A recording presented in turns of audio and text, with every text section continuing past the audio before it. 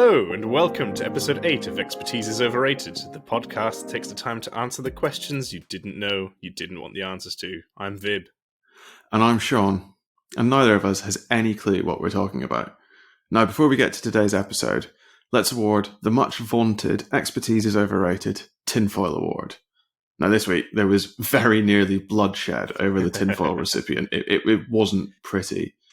Now, despite my protestations, and they were many, I've ended up with the bloody thing again for, I think, basically every word out of my mouth in the second half of last week's episode on Star Wars. But before just talking about that sparks more rage from Vib, we're going to move swiftly on. I think that's very sensible, yes. I'm very happy that you got the tinfoil award. Let's just leave it at that. I'm wondering if we need to rebrand it. It's not the Expertise is Overrated Tinfoil Award, it's just Sean's shiny hat. I mean, it certainly is looking that way, isn't it? It's not great. I mean, my ambition for this going into the podcast was it'll teach him to be less stupid, but so far it's not worked.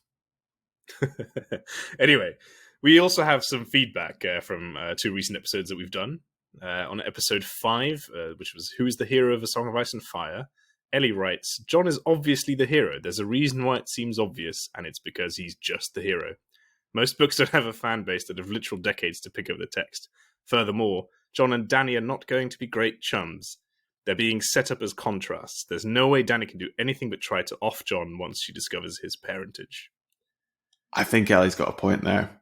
I'm not 100% sold on the second half, but this idea that there's a load of hidden shit in Song of Ice and Fire that it's really annoying to George that we've worked out as fans, and that's why it's taking him so long to write The Winds of Winter and A Dream of Spring.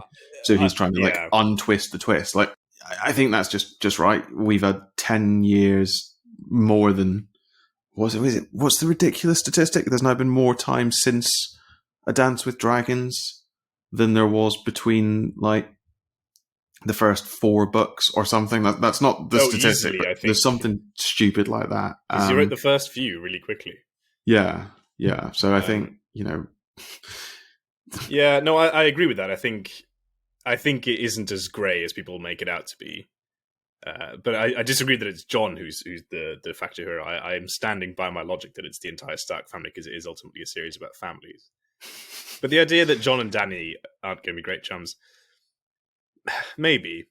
Depends how crazy Daenerys gets, but ultimately I came up with a great argument for how they're going to get along, and I'm sticking by that too. That's true. I'm always right. I'm not sure. The lack of tinfoil hats proves it. The other piece of feedback we had on that episode was from Otter. Now, I'm not convinced that's your real name. My opinion is that there is no hero. They're all actors in a grand epic that contribute to the events that go down, with the three-eyed crow being the driving force behind the good, that is the anti-White Walkers. In some ways, that's also a Westeros-centric view. It's not that existential for the East, unless the White Walkers can cross the sea. However, the most interesting characters are, in my opinion, Jaime and Sansa. I mean, all of that is just wrong. That's just fundamentally stupid. Yeah. It's also based on the TV show rather than the book, so go and read the books, Otter. It's quite TV show focused, yeah. I'm not sure I'm having any of that. It's a shame for you, because he's almost adjacent to the argument that you tried to make about Bran, which is also wrong, but at least it would have been nice for you to get some backup. I think I'm also slightly more coherent. That was just a stream of consciousness. That's saying a lot, isn't it? Yeah. We also had a little bit of more feedback on our what the heck is immortality in the Dresden Files. This was on the Dresden Files subreddit.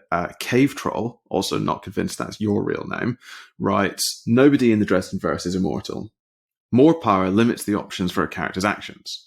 Uriel is powerful enough to snuff out entire galaxies, but Jim says that the Eye of Balor could kill Uriel, assuming he would stand still and let Ethnu hit him with it. Free will trumps everything in the Dresdenverse, and then goes on to give more examples that support this contention, which, I mean, no. Well, I'm with you on that. It's utter nonsense, and it's not just nonsense from Cave Troll, but Jim himself. Yeah, no, Jim's wrong about that, isn't he? Jim is very wrong. Because the Eye of Balor doesn't even kill Mab, nor does it kill Titania. And she doesn't move. She just redirects it. It's absolute nonsense.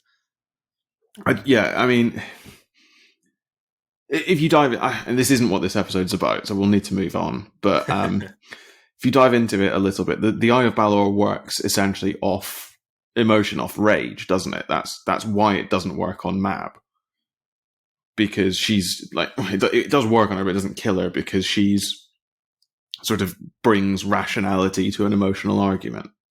Basically, I think is what she says. Sure, but even if we assume that the Eye of Balor could somehow kill Uriel, I don't think Ethnu could wield it against him well enough to achieve that.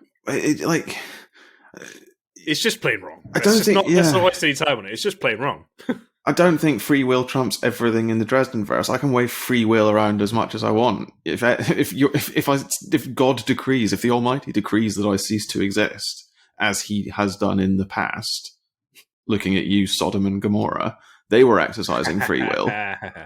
They were exercising free will to be assholes, and then the Almighty turned them all into pillars of salt. Well, I think probably Uriel turned them all into pillars of salt. It's just bullshit. Sorry. No. Thank you for trying, though. Yeah, exactly. Thank you for trying. And we appreciate, we do from all of you appreciate the feedback, and our responses are somewhat tongue-in-cheek, but not that tongue-in-cheek. I mean, we did promise to call you idiots, so I will. We did. You've all got really lucky. No, I'm just saying they're idiots. But keep the feedback coming. We do appreciate it. It really makes it worthwhile. It's a change from calling Sean an idiot, you see. Yeah, it's fun for me to get to call people idiots.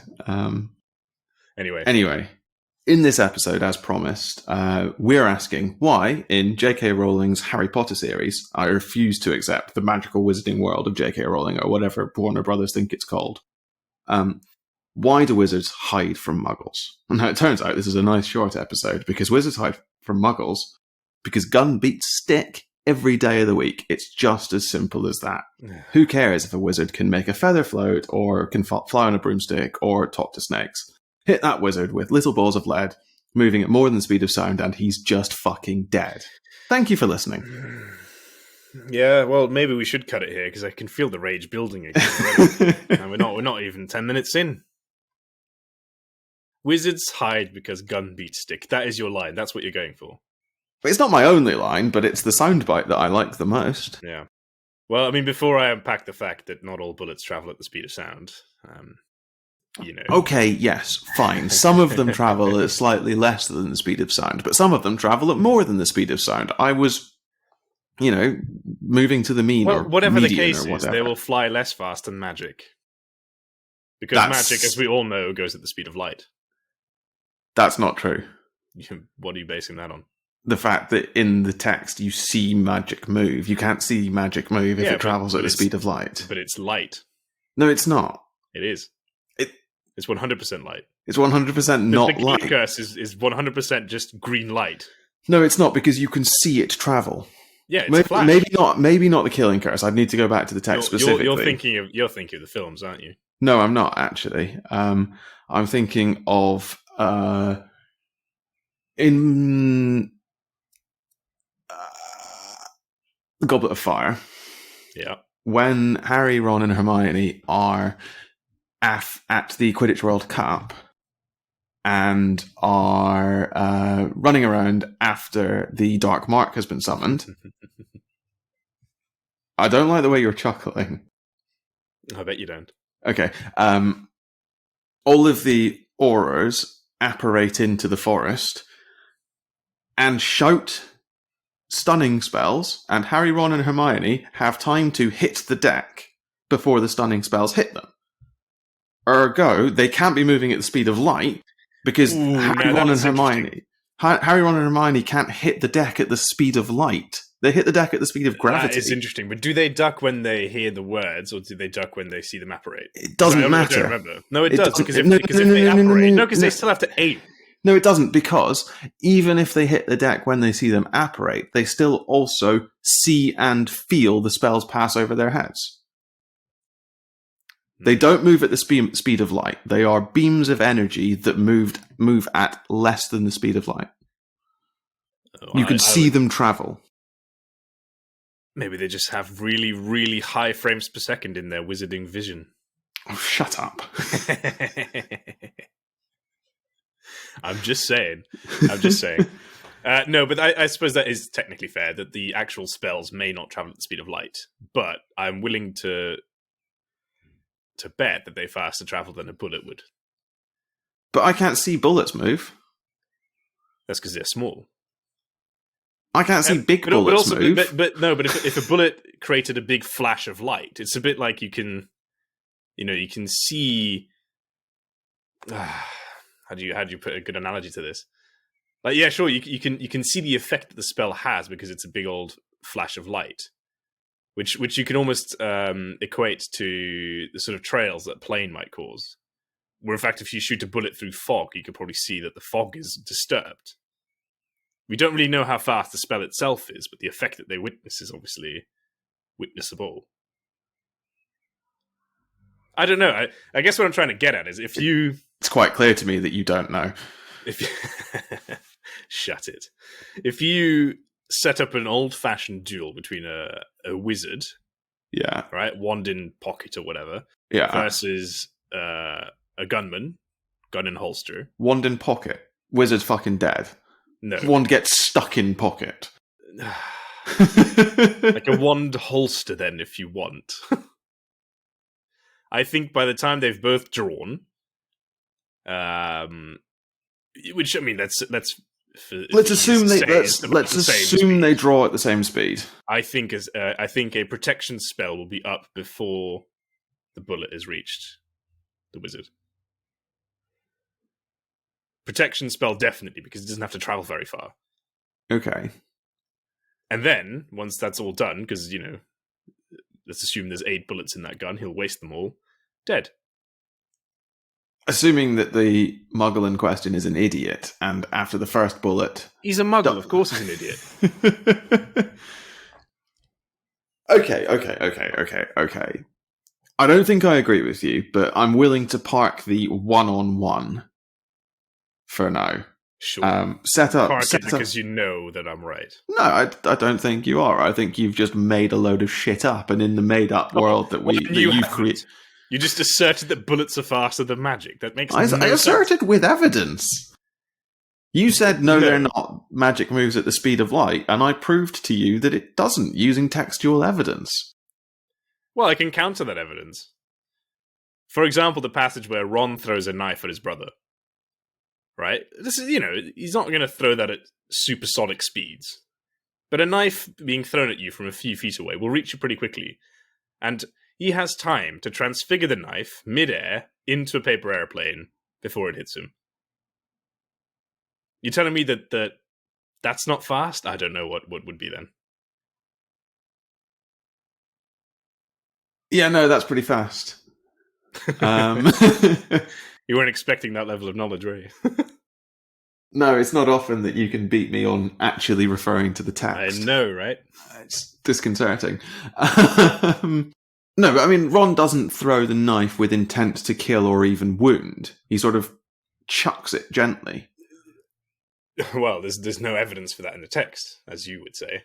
One might argue that he doesn't need to worry about the intent to kill because he knows magic is that fast. His brother will easily transfigure the knife. Or indeed just apparate out of the way, because that seems to be pretty... I don't think apparating out of the way would be possible, because you have to move to apparate. No, I mean, rest in peace, Dobby. That's literally how he dies. He doesn't apparate fast enough. Exactly, the knife hits him as they're apparating. Yeah, the knife does hit him as he's apparating. Okay, but let's park it for now, because I think we can wax lyrical and present our pseudo physics as long as as long as this episode lasts. But that's not really why we're here. Yeah, it's why. Okay, I thought it was why I was here. No, because you literally started off by saying the plural wizards. We're not assuming a one-on-one. We're not assuming one-on-one. That's fair. So gun might not beat stick, but guns beat stick, or bomb beats stick, or nuke beats stick. Like, the muggles just have a much higher escalation potential than wizards do. Yes, absolutely true. So let's start at the beginning there, I think, because guns beat sticks. Possibly, because there will be many, many, many more guns than sticks. Yeah, it's just the wizards might be able to transfigure 99% of the bullets coming out of the gun, but there's still 1% of the bullets that's going to kill them. Yeah, and 1% of bullets will be more than enough to kill all wizards easily. Yeah. If they were to find their target, I think that's absolutely right. In terms of bomb and nuke, I just don't see that working unless they can somehow gather up all the wizards in one place away from muggles, or the muggle authorities decide, well, fuck it, it's worth it, and just nuke London.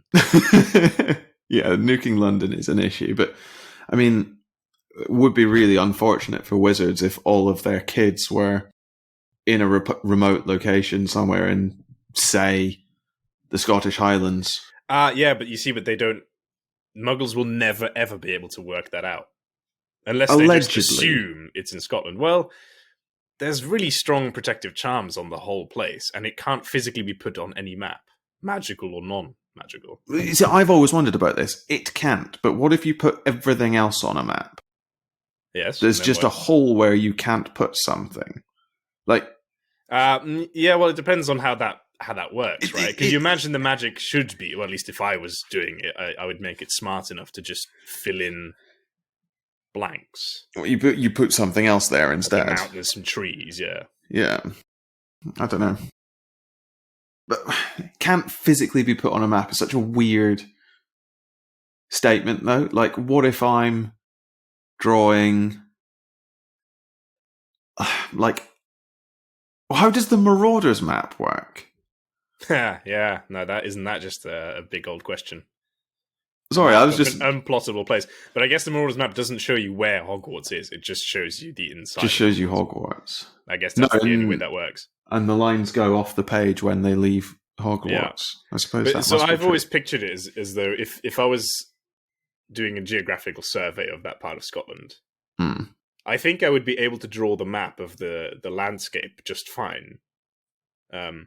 But I wouldn't see... Well, I would see the ruins, right? Because that's how Hogwarts looks like, what it looks like to muggles. Yeah, and if apparently... I even get close enough. Apparently you wouldn't get close because you'd remember you had a dentist's appointment. Well, that's more the Quidditch World Cup. But yeah, I imagine Hogwarts has... Oh, I thought that was Hogwarts as well. I thought it was similar. No, I think Hogwarts, if someone were to just look at it, it just looks like a ruin that says dangerous. No, you're right. You're right. I'm conflating my magical defenses. Exactly. But if by some miracle I as a muggle, and I'm not saying that I am one, if I were to see Hogwarts Castle, I think I would just return and have drawn a beautiful map of Scotland that just doesn't have a castle on. And I think even if I remembered that there was a castle, I just wouldn't be able to place it anywhere, if that makes sense. Yeah, it's somewhere on this map, but I literally can't work out where. Can't work it out, yeah. So I think the tactic of trying to get all wizards into the same place maybe we're just would be challenging. And the fact of the matter is they can move a lot faster than muggles. True. They can just keep apparating, essentially. But not everyone can apparate, right? No, but you can do side along. You can do side along. That's true. But when we think of like wizards in Harry Potter, we think of your Dumbledores, your McGonagalls, your Flitwicks, your Harry, Ron, and Hermione's. Even I don't think most wizards are that good. I think most wizards are like your Nevilles or your Deans or your Lavender Browns. Okay, no, Neville's an absolute fucking hero. Sorry. No, I mean, I love Neville. I think he's great. But I'm going to get my stick out and show you what that results in. That sounded weirder. Do you want to rephrase that? That sounded weirder in my head? No, that sounded better in my head. Anyway, let's just sound weirder. That wasn't said. Anyway, we all get weird feelings when we look at Neville. It's okay. I've just not said anything. Let's move on. No, I know exactly what you mean, and there is evidence for this in the books, right? Yeah. The Weasley twins start selling these Protego hats or the sort of Yeah. invisibility hats, because normal wizards just don't know how to do the very basic defensive spells. And Absolutely. Defense Against the Dark Arts is an optional course at Owls. Not everyone has to take it. Post OWLs, yeah, absolutely. So post OWLs, you're right. You're right. It's Newt optional, and you know, Dolores Umbridge was teaching, well, not teaching, a ministry-approved curriculum that involved no practicing of defensive charms. Yeah. So, yes, your highly trained Auror or a member of Dumbledore's army might be capable of mustering a protection spell capable of stopping my faster-than-sound bullet, but your average wizard on the street probably isn't. They just use magic to, like, chop potatoes. But then there is precedent, again. You know, the Weasley twins managed it. If they can produce protective clothing, essentially, that sort of thing would be rolled out fairly quickly, I imagine. And then they're always walking around bulletproof. I think in a protracted engagement, and you know, if you don't take out all the wizards in one strike, you would very seriously struggle to get rid of them all at that point. Okay. Maybe. So hidden gun beats stick, potentially. Depending on what stick. Put it another way, and this is crossing the streams. Kincaid beats Dresden if Dresden doesn't see him coming. I think that's true sort of across all fiction, essentially. The idea that wizards are better when they're prepared, which is the Dresden Files theory, which appears to be vaguely true. Yeah. I think that holds true in Harry Potter as well. So, yes, absolutely, 100%. Kincaid beats Dresden. And I think Kincaid would beat possibly even Dumbledore from that distance. But then Kincaid is also a very special individual, and you're not going to find too many people with guns who can pull off that kind of shot. But again, it's the same argument, right? Sure, Kincaid can kill one wizard, and then the wizards know that the game is up. And I think once they get into full swing, they may not necessarily go on the offensive, but they can essentially just disappear. Which I guess is what they have done. Okay. Yeah, no, it is what it is. That's why they're hiding. Yeah, that's the source of why they're hiding. So they're hiding because gun beats stick. I don't necessarily object with that statement. No, that they aren't as obvious because gun beats stick. They're you know, muggles are idiots. I think it's wise to be afraid. No, I think you've got a fair point there. I don't know. This might be one for this is one for another episode, but there's something really quite upsetting about wizards existing as a hidden parallel society. Yeah, in the way that you've just described it. Yeah, but anyway, that is one for another. Yeah, but I mean, time. I guess they more or less tried to not do that, and then we had witch hunts in the Inquisition. Which didn't work. The weird getting burned, what was it, 14 times? Something stupid. Because you put a freezing charm on. So that's the other thing. That just didn't work. So if the answer isn't, or gun beats stick is too simplistic, why do they hide? No, that is a great question. Maybe it's just a matter of pride. And you kind of see this throughout the books, right? Like, muggles are almost viewed as these either inferior beings that are so quaint and look how cute, bit like wizards are in just the world's biggest zoo. Yeah, that's Muggle studies, isn't it? Yeah, and you see it with Arthur Weasley, and he obviously means well, but it still is just that, like, electricity. Oh, how funny that they have to resort to this nonsense. So I just, part of me thinks that, and that's the wizards who like Muggles, and even they look at them and go, well, they're a bit stupid, aren't they? Arthur Weasley is an idiot, though. Whoa. No, he is, right? So he's what was my this might make sure this is a good argument, because this might be a film only creation, but what precisely is the function of a rubber duck? Like, yeah, no, I think Arthur Weasley is the definition of ad absurdum, and I think that it takes it a bit too far. That might be my point. Like, he's obviously actually not an idiot. He's quite a clever man.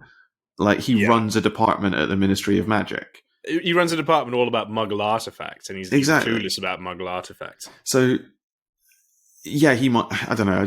I think you're right. He's essentially taken to absurdity for comedic effect, but it frustrates me slightly. No, and I agree. So the reason for that in my head has always been there's either something quite sinister going on in that wizards just can't fully comprehend Muggles, or they just choose not to. But choosing not to kind of then leads into my favorite argument, as you know, why the numbers don't make sense. because they wouldn't make sense. And we see like a lot of wizards interact with Muggles, marry Muggles, have kids with Muggles, who full well then know that they're wizards. And I'm sure that there's now enough people who at least have a witch or a wizard somewhere in their family that it shouldn't be that much of a secret. Dad's a mother, mum's a witch. Exactly. That sort of thing. Exactly. And it's like, I get the argument that's sort of half-assedly made. Maybe not so much in the books, but I know JK has definitely come out and said it, right? Much like in Dresden, if wizards are around technology too much, it just doesn't behave that well. That's definitely... That's said in the books, but I think it's said in a slightly different way. Like, Hogwarts specifically buggers up technology. I think bugs up tech, I think there's sort of the idea there, though, because it's in Goblet of Fire again, it's all Rita Skeeter. Because it's using bugs, but that's meant to be, I think, specifically because Hogwarts is like so magical and there's like spells everywhere. Yeah, absolutely, and I think it is specifically warded again against any Muggle tech, probably, which would be interesting in like when we're talking about nukes or whatever. They may just malfunction if they get too close. That'd be awkward. But it begs the question. This is, I guess, I'm inferring that wizards kind of mess up tech, because why does the Weasley household, for example, money aside, or the Malfoy household, why don't they just have a big old television? Or electronics, or electricity for that matter. How many? If it can work, why doesn't it? I think that's a really good question. There's a sinister answer. Go on. Is sinister the right word? It's superiority, essentially. Like, even... It kind of comes back to Arthur Weasley. I feel like we're kicking him a little bit. He loves Muggles, but he loves them in a really, like, paternalistic way. He doesn't think of Muggles as equals. He doesn't. He really doesn't. Because if he did, he'd go and ask a Muggle. Perhaps, he'd go and talk to them. Yeah. Yeah. Perhaps he does that out of protection. Maybe. For both himself and Muggles. I agree there is a sinister argument to be made for he does it. Yeah. Because he considers them beneath him, essentially. I will be coming back to this towards the end. That they require protection. Yeah, no, that's a good point. That's a good point. But that just comes back to this whole idea of the wizards are hiding. And it's not entirely clear why. But they hide on their own terms, which I think is quite unusual, right? Because it's not like... have you ever seen National Treasure, the Cage films? Where there's the president's... Sorry, I said that book. A little bit too quickly. Oh, it's a fantastic film. No shame. But there's the president's secret book, right? And the presidents tell other presidents about this book. Yeah. And that's fine. And it comes from a president, so the other president's like, oh, yeah, cool, whatever. But in Harry Potter, right, outgoing prime ministers don't tell new prime ministers, oh, by the way, there is a Ministry of Magic. That picture talks. Yeah. So just be ready for that, because you should probably, make sure that ministry runs however it needs to run. They don't do that. And it sort of explains like, oh, haha, would anyone believe you? I mean, it seems a bit foolish for an outgoing prime minister to, I don't know, pull a prank like that. I mean, especially if it then turns out to be true. Well, that's the thing. Would anyone believe me? Well, not until the picture started moving and Cornelius Fudge appeared. Yeah. At which point I'd go, turns out he was telling the truth. Weird. Like, I don't know. It's Yeah, and I mean, and they could easily, obviously, make them forget that they know all this. But then they also just. I see what you mean. They hide on their own terms. I get that. Which there's the more I think about it, the more it makes me really unhappy, because the answer that makes the most sense to me is a little bit that wizards are sort of just better than muggles. Like they just objectively are better than muggles. And so some wizards hide out of a sort of paternalistic moral sense of not existing as a so obviously superior being. That's probably the Mr. Weasley theory. And some hide because they don't want muggles, like, asking them for shit. Like, I don't know, it's really... Yeah, and that I really understand, because can you imagine how annoying that is? Yeah, but...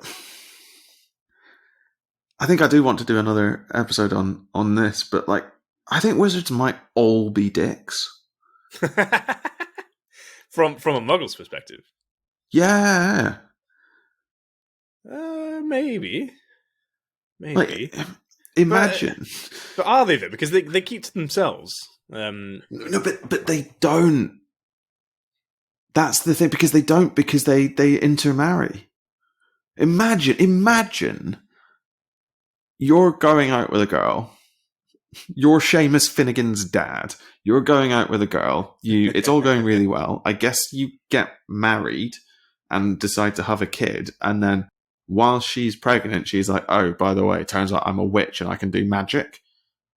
And I'm probably never going to die of illnesses that plague muggles, because I'll just go to St. Mungo's and get better. Yeah, well, then that's a whole different question, right? There's a better than 50-50 chance that my kid's going to be a wizard or a witch or a wizard too. So I guess you're just the runt of the family. Like, that's horrible. No, and I think that's got to be horrible, right? If you're a muggle who's essentially in love with a witch or wizard. Yeah, so that's why they don't keep to themselves, I don't think. So well, there's an element of necessity there, right? Because we know that purely pure blood wouldn't work. Unless all wizards congregated in a single country, and then maybe you can get some genetic diversity. But within the UK, there has to be an element of at least reproducing with muggles, just to keep wizarding blood going. I mean, you're the expert on that. Like, I'll take your word for that. And I mean, yeah, I see that. As in, it would be the resentment would be unreal, right? After a while, to think, nothing phases you. I could shoot you with a gun and you wouldn't be killed because magic is faster than bullets, as we know. And it just. Yeah, I think successful muggle-wizard marriages must be very rare. I think they have to be. I don't see how they work. Neither do I, but you're essentially confronted with the reality of your own inadequacy every single day. Every single day. No, and it's awful, isn't it? It's awful. So, yeah. But then, to be even more sinister, it's entirely possible that the muggles married to witches and wizards don't actually know. Yeah, and that's... They may not even know they're married. They may not even have any mind of their own, because ultimately witches and wizards can do whatever the hell they want. And so maybe the point behind the International Statute of Secrecy is less about protecting wizards than it is protecting muggles. There's a good argument to be made for that. Yeah. You can't go out and do magic in public because, yes, you risk exposing us, but also you'll be doing magic to muggles, and like, they can't protect themselves unless they just start carrying guns and shooting you, because Yeah, quite. Gun beats Right, stick every day of the week. But yeah, it's almost aggressively anti-Second Amendment, isn't it? The wizarding law. It's Yeah. well, I mean, it obviously isn't because they carry their weapons with them. Although there's a whole separate argument about whether or not wizards do actually need ones. I mean, they clearly don't. They just prefer to use them. Yeah, I don't really know where I was going with that now. Yeah, you just threw some shade at the American Constitution, which, fair. Absolutely right. Absolutely right. But yeah, no, that's exactly. I think you've just alienated 40% of our listeners as well. No, I mean, do what you want, but just don't pass silly laws. I think the idea you have to limit it, yeah, because I think magic ultimately is quite fun to do, and it would be so easy to just pick on some muggles. Well, but thinking this through, there's a line in, I think it's the Deathly Hallows, where Fred and George are going down to the local pub because there's a very pretty muggle girl there who thinks Fred's card tricks are, quote, just like magic. Yeah. But you forget that Fred is also quite good at muggle magic. No, all right, yes, of course, but there's something horribly sinister wrapped up in that phrase. 100%, yeah. Yeah, of course he's 100%. Going down. It's trickery. It's trickery adjacent to just using the Imperious Curse and being. Yeah, it really is. Imagine if this is going to get really dark. Imagine if Severus Snape had, or put it another way. Imagine if Lily Evans, yes, hadn't been a witch, but Severus Snape had fallen for her anyway. Now, that's likely not likely wouldn't have happened, but which in itself is a self-limitation, right? True. Self-limiter, rather. True, but if it he wasn't a good person. Like how? I'm not sure why you're hesitating to say that. He wasn't a good person. No, he wasn't. He wasn't. If you think Severus Snape was a good person, you've not read the books properly. Exactly. Hero, questionable in the end, but not a good person by any means. Yeah, fair. Where was I going with that? No, so much of being a wizard requires you to act morally. Well, it doesn't require you, but you're put in positions where it would be really easy to act immorally, and no one would know. Like, how many interactions could a wizard have on a day-to-day basis with a muggle where they could just do whatever the heck they wanted? And I fully agree. But then the sort of the counter to that, and we have to go away from the books and actually go to the Fantastic Beasts film franchise, which now is unfortunately canon. There's more plot holes in there than in The Last Jedi. So, one. You really do want to keep that tinfoil? No, keep on. Go on. What were you saying? But in there, it's said, so Newt Scamander's brother, right, very famously fought in the World War, as did Newt, I'm pretty sure. Yeah. And so it does suggest that Muggles, not Muggles, they were obviously warring each other, but wizards were somehow involved. I mean, they could have easily just sat aside and thought, well, let the Muggles kill each other. What does it matter to us? Which is what happened in the Dresden Files. The White Council takes no part in Mortal Kombat. I mean, as an institution, I guess, because I think I'm sure you had some wizards who Ebb and Langtry were meant to have been on opposite side of the Franco-Indian War, which is just hilarious. Was it the Franco-Indian War? I don't know. Anyway, Ebb and Langtry. Ebb and Langtry. The Franco-Indian War. I think so. Huh. I mean, sure.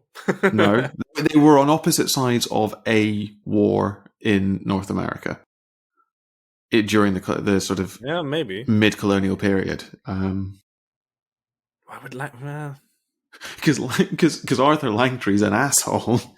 Yeah, but why bother with all that? Yeah, but anyway. Getting off topic. But in Harry Potter, the universe that we're actually talking about, the wizards clearly do fight in the war, and it seems to be the wizards aligned with their own nations because I guess they're fighting each other. So is that what we think happened then? Because I confess I have watched those films, but I wasn't paying too much attention. I was looking at the bright colours.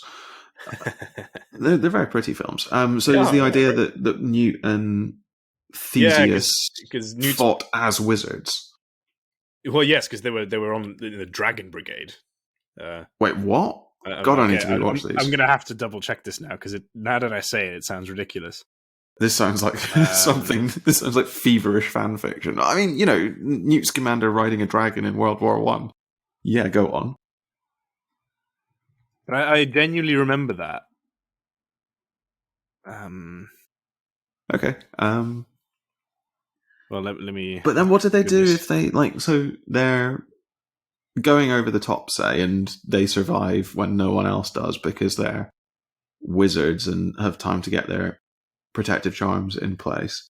Then they get to the German or Turkish or Austro-Hungarian lines, and then they get into the trenches, and then what? They just kill everyone? It's a bit horrific. Yeah, so okay, as is traditional expertise is overrated, I was entirely wrong. Oh, amazing. This is so good. Ladies and gentlemen, we have our tinfoil for next week. I wasn't entirely wrong. But let me just read this out. So, Theseus Scamander was among the wizards who participated in the First World War, later earning a reputation as a war hero. His younger brother, the magizoologist Newt Scamander, was part of the secret British Ministry of Magic operation to wrangle Ukrainian iron bellies on the Eastern Front. So dragons were involved. But the program was ultimately cancelled because the dragons tried to eat everyone other than Newt. Classic. So Theseus at least did fight. Yeah, so there was also an owl air force, which sounds amazing. That sounds like J.K. Rowling needs to stop writing. Yeah. The book, The Owl Air Force, True Life Tales of War in Europe by Simon Dentata. That's a whole different thing. But the British Ministry for Magic did eventually pass a law, where is it, that forbade the British wizarding community to get involved in the hostilities. Okay. So it seems like some wizards decided to get stuck in, and there was these bizarre plans to catch dragons on the Ukrainian or the Eastern Front. But as a whole, the community, I think, decided to not get too involved. So the British Ministry of Magic was not at war with the German Ministry of Magic. Britain as a state was at war with Germany, and British wizards could sign up to join, more or less, the British Army. Except that then the Ministry of Magic would forbid that. And until the Ministry of Magic forbade that. Yeah. Right. And of course, there's a whole different episode about whether or not the Ministry of Magic in England could declare war on the Ministry of Magic in Germany. Oh my! I mean, that's a whole separate. There's a whole, potentially a whole series of episodes on the Ministry of Magic in the United Kingdom and whether or not it's an insurgency. Yeah. No, right. So where have we got to? We're not 100% certain one way or another whether or not one-on-one a wizard takes a muggle in a fight. I think if they're both, I think if they're both prepared for the fight, the wizard might come out on top. There's some weird, something unpleasant potentially going on with wizarding superiority and paternalism that might be the answer. But that sort of breaks down whenever you look at it too closely. Yeah. I don't know. I thought that we'd have an answer to this one. I thought this would be fairly easy. I mean, these are kids' We do books. have an answer. Gun does not beat stick. A single gun at the right moment might beat a single stick. And even then, so if we go back to the example of a sniper from a big, big distance away, right, that shot has to result in instant death. I think. Because if the wizard has enough strength left, particularly if the wizard knows a little bit about healing magic, I ultimately think a bullet wound is just not a big problem for a trained wizard. Ooh, now there's a question. Now, do we ever see a wizard heal themselves? No, because we essentially never see any healers other than the ones at St. Mungo's, right? I guess we see Tonks heal Harry's broken nose. Tonks heals Harry's broken It's nose. it's a bit hard to say it's sort of self-healing, right? Because the main characters of the series are ultimately Children. kids who don't know the required magic. Except for probably Hermione, but she doesn't ever really get injured in a way that she's still conscious, I don't think. And she's never been shown to do much healing. No, and she does the it only on injury I can think of that she Arthur heals is Weasley. Ron's splinching. Yes, but she does that Using relatively well, and that's a magical wound, right? It's a magical wound, but she heals it. So the point is that she does. It's not her wound that she heals. I think it might be one of those Gamp's laws. You can't heal yourself. Because there are a number of them. We only know one. I don't know. If a healer got injured, I'm pretty sure they could just point the wand at themselves and do it. It depends on how sort of fine-tuned it needs to be. Maybe. But I think if you were to shoot a wizard, say in the chest, right, in the lungs, not instant death, probably fairly quick. And if there's a healer on site, I think that wizard will be back up and running on their feet pretty quickly. Potentially. I mean, anytime we see Madame Pumphrey do anything, she's like, "Oh, broken arm, I can fix that in seconds." Broken arm would stop a muggle in his tracks for weeks. Yeah, that's true. We never see Madame Pomfrey struggle with non-magical injuries. Well, I don't think. Depends what you call falling from a broom that's really high in the sky. She doesn't struggle with that, and there's also Dementors involved in that. Yeah. So what Harry's really coming back from there is the crushing Dementor depression. I think. Chocolate, what a great remedy for everything. I mean, she's not wrong. No, she's not wrong. So if we go back to your original statement, and it was a clever little statement, wrong but clever. Hit that wizard with little balls of hot lead moving at more than the speed of sound, and he's just fucking dead. And so I don't think so. If you shoot him in the head, sure, I think he's dead. And then he's going to come back as a ghost and haunt you for the rest of your life. So have fun with that. Yeah, but I stand by it that you might get one, and then they all just fucking vanish. But they've already vanished. That's what we still haven't got to the bottom of. Is they've already more or less vanished. I think what happens is, right, you essentially get what we could call the Inquisition 2.0, wizard catching Boogaloo or something. And what happens is they decide, okay, shit's got real. If sensible wizards are in charge, they're not going to go on a counter-offensive. No, because there's no need to. Yeah. So they just disappear. And then you hear nothing really of wizardry for however long, and it passes into legend, much like it has now. We don't burn witches anymore. And then maybe at some point they'll become a bit more relaxed and come out again. So what would you reckon that if we go back to the Inquisition, Dan, the first time round, the reason that wizards went into hiding after the Inquisition wasn't so much that they were personally in danger, so much as just it was easier and the pertinent thing to do, because let's face it, if they wage a war against muggles, that's kind of it, isn't it? There's no going back after that. I suppose to your point, it's probably self-defeating, because you would end up, if you kill all the muggles, you end up with a not diverse enough gene pool. Exactly. Potentially. And this is where there's not even any point mentioning Voldemort because he's an idiot. But Grindelwald, though. Grindelwald is an interesting one. Because Grindelwald's idea was not he might have had a point. It was install wizards as the overlords, right? The classic, I guess, eugenics argument. Yeah, and essentially you said he might have had a point. It's very unexpected coming from you. I guess my point. This is my moral theory. So, I am determined to at some point turn you into something approaching a moral human being. But if you ever do manage that, please hit me with a gun or shoot me with a stick.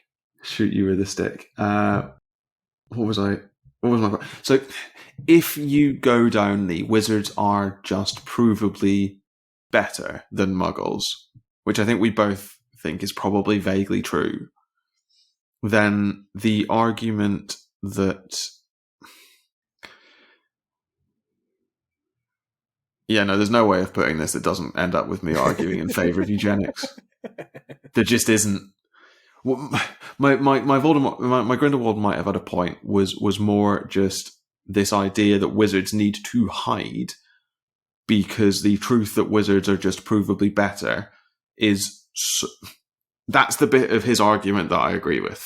Not the and so they should be in charge. That's why they need to remove themselves from society, because the sort of crushing horror of being confronted with that on a daily basis, etc. I think it is perfectly logical.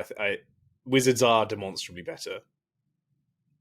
There are fewer of them, and so that makes it slightly awkward, because then you really are talking about the sort of ruling class. Yeah, we're just in sort of... We're not a million miles away from Philosopher Kings at this point. Yeah, so you're in a ruling class as wizards, and that creates a really bad imbalance. So that's the part of Grindelwald's idea that I didn't quite get, is what was he trying to achieve? How would it actually have improved the wizards' position? Like, he says, I think his point is that, what is the greater good? But I think his point is the greater good is wizards don't need to hide. Because why do they need to hide? But there is virtually no evidence anywhere in the series that hiding is a bad thing, unless we do look at Fantastic Beasts, because that storyline in America is more pertinent to that, I guess. Which is why it involves Voldemort. But in the times of Harry Potter, it's not like wizards are out there complaining constantly. It's like, oh, I really wish I could just, chill out. No, but if you subscribe to Grindelwald's ideology that wizards are the superior being, and thus it's the and thus should rule, I think, that is everything that Grindelwald's ideology hinges on. I think there's also, and it's a while since I've read Deathly Hallows, but I think there's also something there about like lifting from muggles the burden of rulership. Yeah, so that's the whole the greater good. The greater good is good for muggles as well, because they're not suited to rule, and it's bad for them. Yeah, that's sort of Dumbledore's argument when he's younger, isn't it? Like, I think it is. We should rule because it'll be better for them. It's better for everyone. Because I don't really see that. Like, what makes wizards good to rule? Yeah, exactly. Nothing. No, there's no evidence that wizards are smarter. If Grindelwald's rhetoric is just, let's come out into the open and be so obviously... Grindelwald's rhetoric is despotism at its most basic. Yeah. We are... It's the sort of Hobbesian state of nature, essentially. We are in charge. We should be in charge because we're the strongest. Might makes right, absolutely. Might makes right, exactly. Which, sure. My grand plan for my wizarding friends is also ultimately that, but that's just because I'm a bit of an asshole. I think if you genuinely have the greater good in mind, your aim is not to install wizards as the ruling class. Your aim is to just make sure the wizards can do whatever the heck they want. But I think also, if you look at it from Dumbledore's perspective, and I may be giving him credit here, he's not due, but there is good that wizards could do for muggles. Right, in your St. Mungo's point, I think, is the most pertinent one here. We don't know what wizards can cure with magic, but I feel like the list is long. We know broken bones mended without a hitch. They can cure like paralysis, locked-in syndrome, stuff like that. We see Madame Pomfrey cure with potions. So I think there is good that wizards could do. If they came out into the open, but I don't think that, and so they should be in charge, is necessarily made out. Yeah, well, I think there's a problem with, again, it's a numbers thing, isn't it? Like, if you were to open St. Mungo's doors to muggles, I mean, every muggle would, well, not every, but I imagine a majority would say, well, why should I go for an operation that's going to, render me out of action for a month if I can just go to St. Mungo's and have it done in a few minutes? No, absolutely. And so I wouldn't want to be a healer in that environment. You crazy? No, you just turn into a conveyor belt. Machine, yeah, vending machine. That's better. I don't think the reason wizards hide is because they're afraid that gun beats stick. I think the reason wizards hide is just because it's easier. I think it's more convenient, and they just can't be asked to interact with the Muggle world on a grand scale because they've got a lot of problems, Muggles. Yeah, I think that's right. I think there'd be it would just create way too many problems. Imagine if you knew that the Imperious Curse existed, but you couldn't do anything to protect yourself against it. Yeah, and that's the problem that wizards face as well. Well, exactly. They're scared enough. They're scared enough. And we know that the Imperious Curse does get used on Muggles. It gets used on a member of the cabinet, for Pete's sake. Yeah. That's terrifying. This was going to be my last argument against your attempt. But I think we've already established that it's nonsense. So I don't really think it's nonsense. I think it's probably a simplistic soundbite. Yeah, it's a fun notion. But ultimately, I think... I imagine wizards aren't that naive. Well, maybe they do. If they genuinely underestimate Muggles, they might not be in a situation. But Muggles need coordination if you're going to wage a large-scale war effort. And I think it will only take, let's be honest, 10 or 20 wizards to step into the Oval Office, number 10, the Bundestag, whatever you want, and Imperious, the leaders of the world, and it's over. Matter of fact, they may have already done that. Well, exactly. I mean, you could... Yeah, I mean, you just apparate into the Oval Office. Or probably not the Oval, you probably just apparate into the president's bedroom, don't you? Exactly, yeah. Or apparate right, like get 10 of them to apparate right into the situations room, and then you've got the president and all the yeah, what they're called, Joint Chiefs. The Joint Chiefs, yeah. So this is the thing. I fully agree. Gun beats stick once, and then stick absolutely smashes gun.